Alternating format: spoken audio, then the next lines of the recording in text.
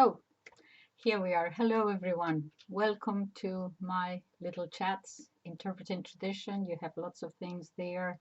Look at the link below.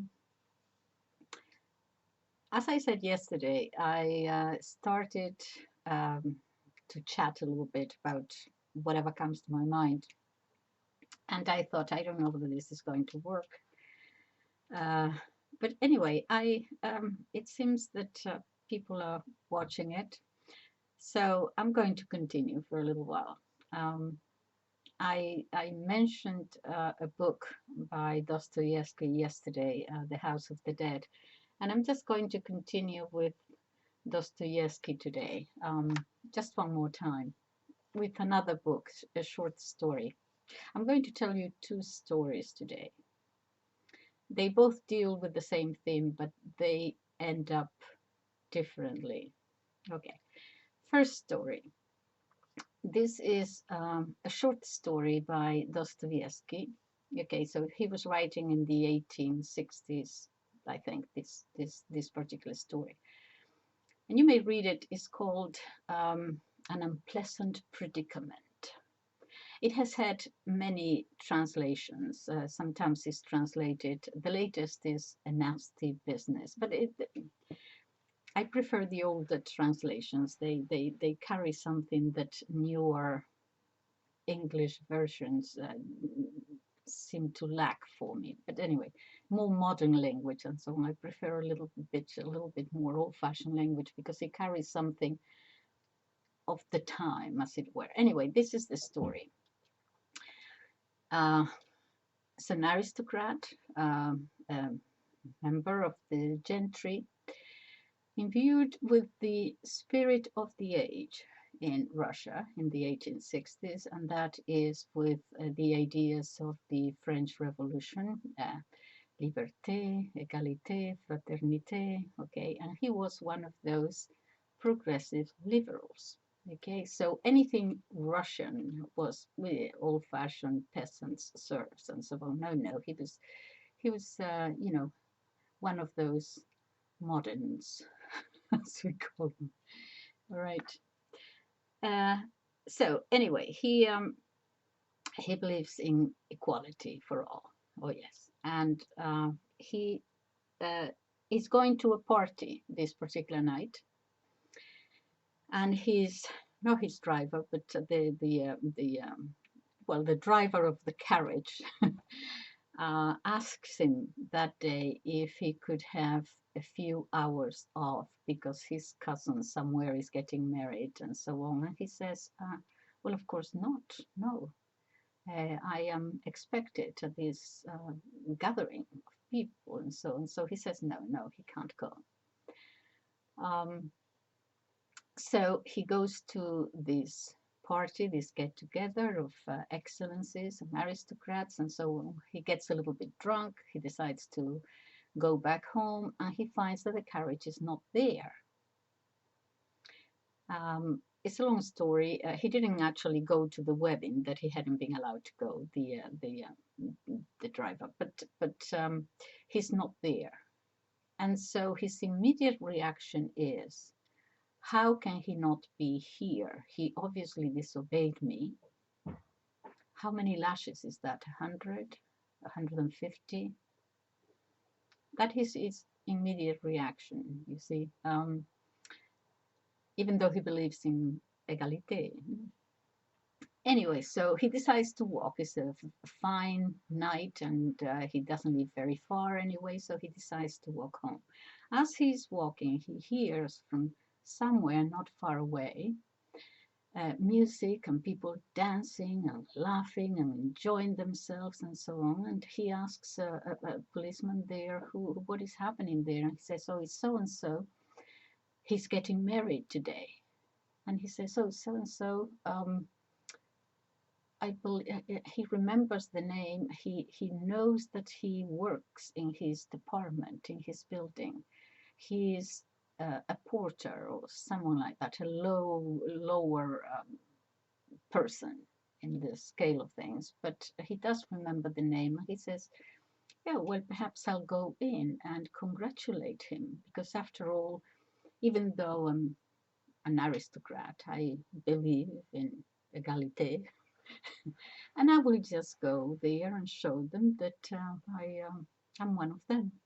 Okay, so he walks in, everyone stops, the music stops, the dancing stops, and he walks in nevertheless with this gravitas, with his cane and so on, and that's just to show them that he believes that they are his equals. I believe in uh, fraternity. Where is my chair? So anyway, they're all uncomfortable. They don't know how to deal with His Excellence here. What do they do? So they give him a chair. The old woman, the mother of the groom, brings something from the kitchen quickly. Everyone is fussing around and so on. He goes. The mother says to the groom, we have to give him something to drink. Give him this vodka. And oh, you don't give vodka to His Excellency. They don't drink vodka. They drink other things. They drink. Well, what do they drink then? They drink champagne from France. Oh, what is that? Well, it's a drink. And how do you get that? Well, you buy it in a shop. Well, where do you buy champagne? What is that? So, and how much does it cost? Anyway, they decided to send one of the boys there to buy this champagne. It costs a lot of money. He has to plead, he has to beg the shop owner. He puts it on the tap for them. It's going to take months for them to be able to repay that bottle of champagne. Nevertheless, he goes back and he gives him a glass of champagne. Oh, champagne, very good. And he's drinking, totally unaware of the chaos that he is causing the lower classes. All right. So, and then he sits there, and where is the bride? They bring him the bride. Oh, congratulations. So he's there thoroughly enjoying his sense of superiority. Yeah. So anyway, he gets up to go home, and he's so drunk that he falls flat on the floor. This is the story. Okay, he falls flat and he passes out basically. So that's another drama. What do you do? What do we do? What do we do? Well, let's take him to his carriage. No, there is no carriage. He was walking. So what do we do? And the old woman says, well, he'll just have to stay here tonight, and then he can go tomorrow morning to his home.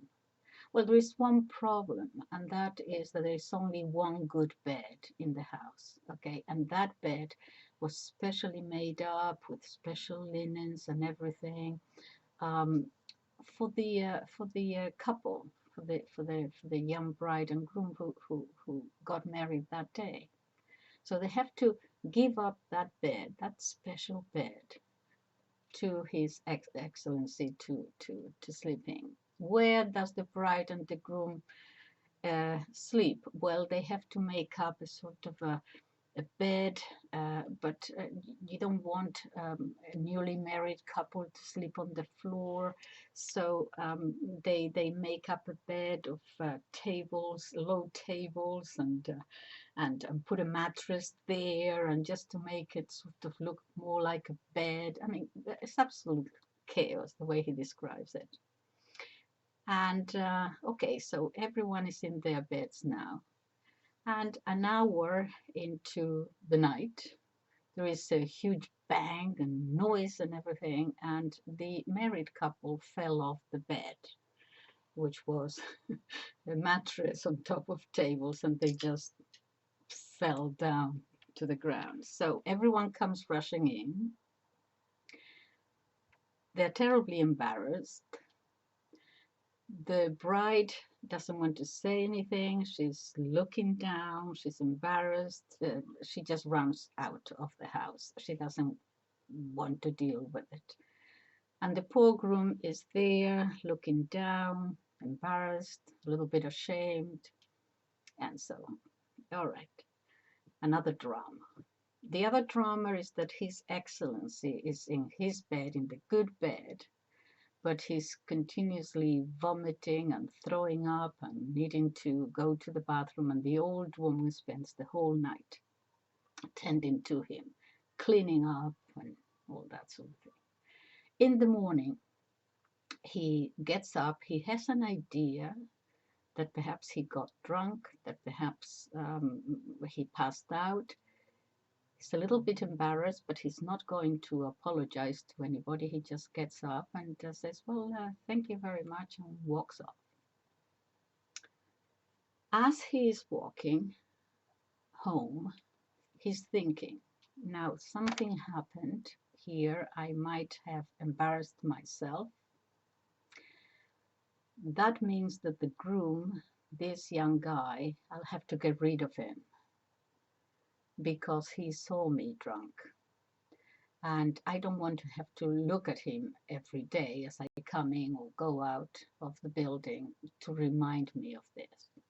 So I'll have to get rid of him. The groom, at the same time, is thinking, I know I'm going to lose my job because he'll probably get rid of me, so I'll better ask for a transfer immediately.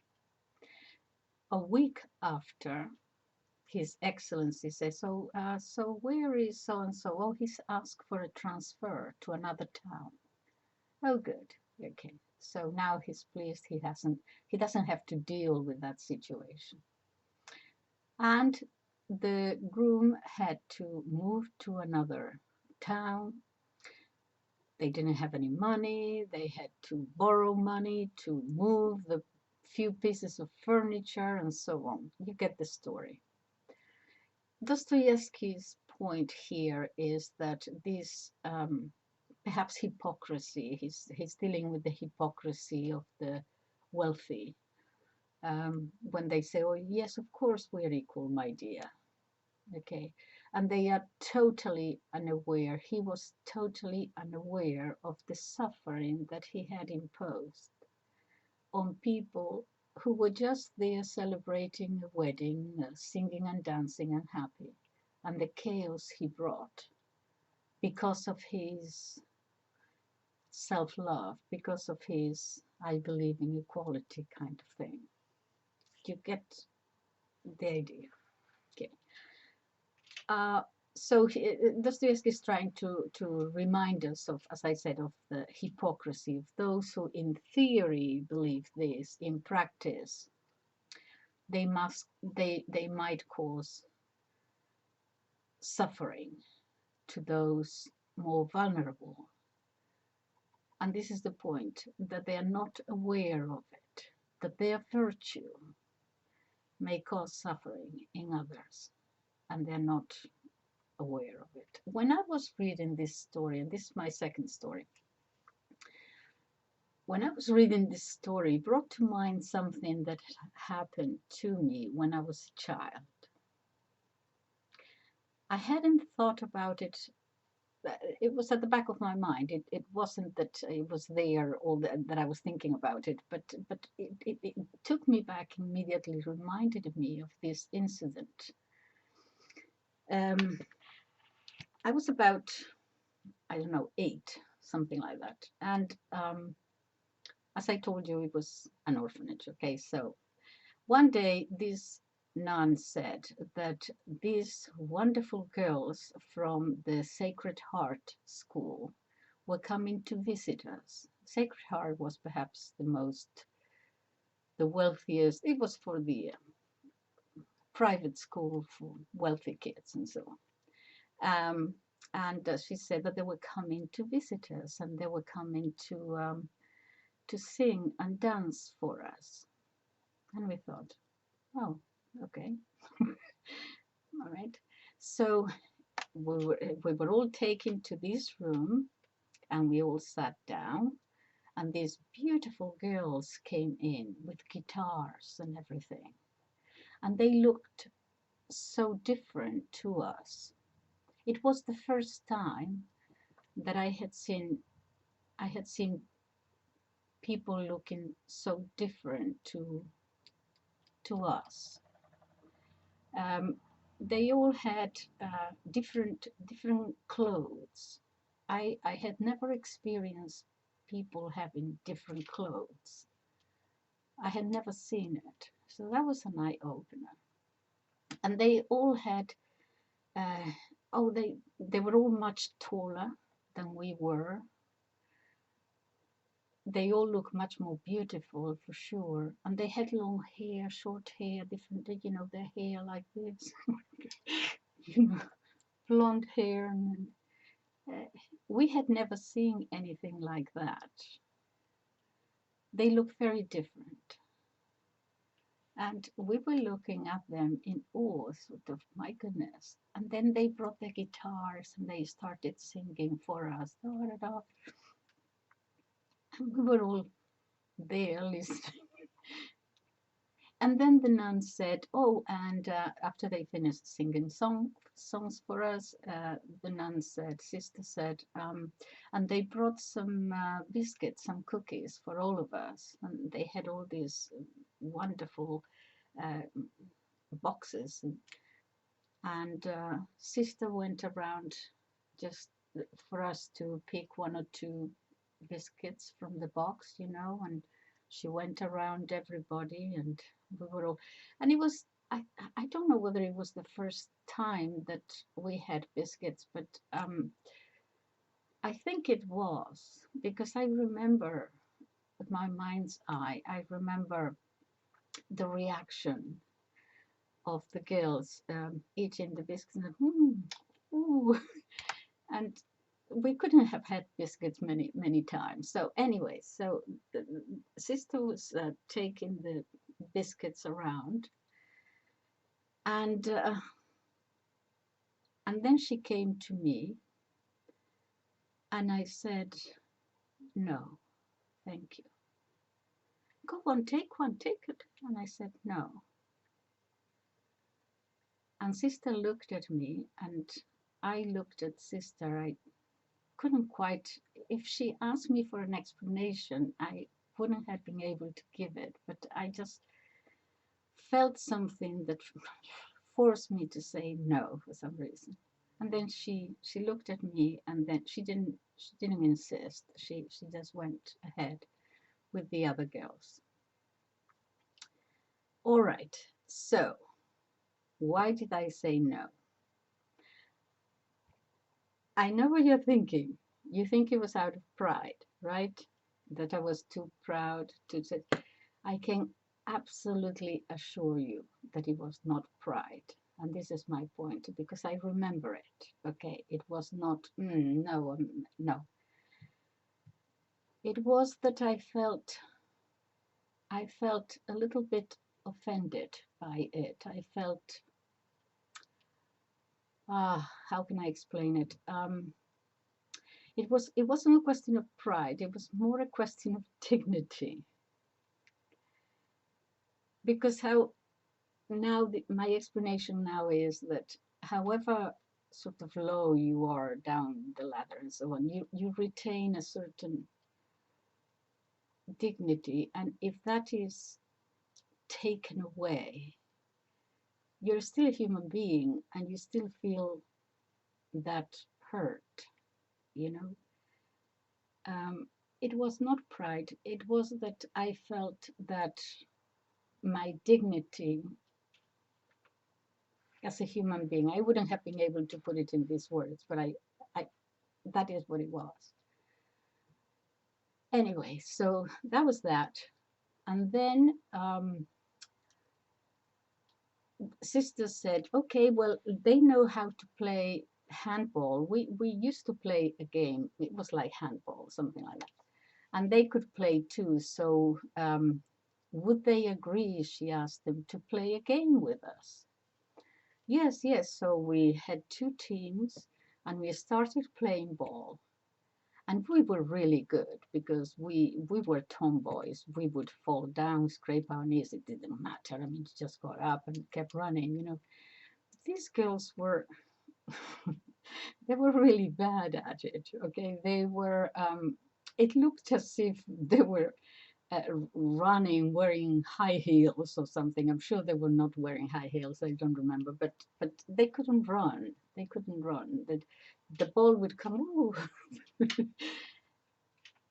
this is the point, that they were losing so badly that one of the girls, I was playing in the team because I was always very short and I could run very fast and get the ball and so on. And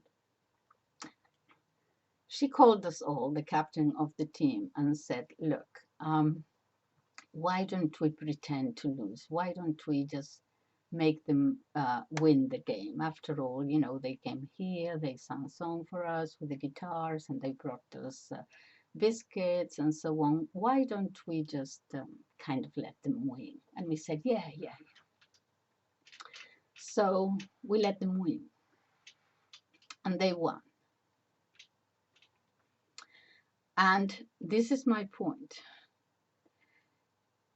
The only possible thing, and that is why it ends differently from the other story, the only thing playing ball in which we could say that we were better than they were, we gave it to them. We let them win. That was the only thing that we had, and we let them have it. And my point is that they gave us, what do I want to say, crumbs? They gave us whatever they could spare without any change to them. And we gave them the only thing we had. That's the story. What I want to say is that sometimes when you go with the best of intentions, I'm sure that they had the best of intentions. I'm sure that they didn't cross their mind to offend us in any way. It's not resentment of any kind. But sometimes when we want to help others who are in a more vulnerable position than we are, perhaps it would be better for you, when you're about to do that with the best intention in the world, instead of thinking about you and you doing an act of virtue, doing something good, instead of keeping your eyes on yourself, on how you feel, consider the consequence or the effect that it might have on the other. Because charity is different from pity, you see. Charity, love, which is based on our idea of God, we have God there, and so we love others or share our love. That is different from pity, in which consciously or unconsciously there is a sense of you up here and the other person down there, and so you throw a few crumbs. Now, if you are hungry enough, you will get those crumbs and say thank you. If you're not at the point of starvation, you might offend their dignity a little bit. I don't know that I have explained this. These are, you know, I'm talking to you as things come to my mind, but think about it.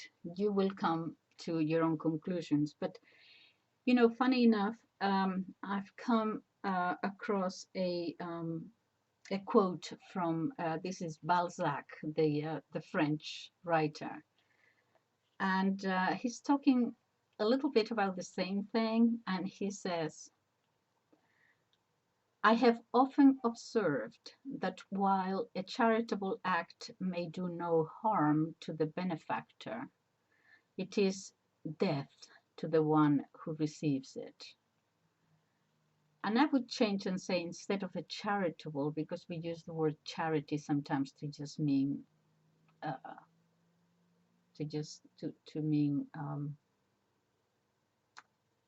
an act of sharing. But the word charity is different in a way from just ordinary love. in that you focus your love on the other, not on yourself. So I would change that word charitable to pity. So although it may do no harm to the benefactor, and it may even make you feel good, it might be death to the one who receives it. So always think about it and take into account not you, but the situation of the other to whom you're giving a few crumbs. That's it for today. Thank you. Bye bye.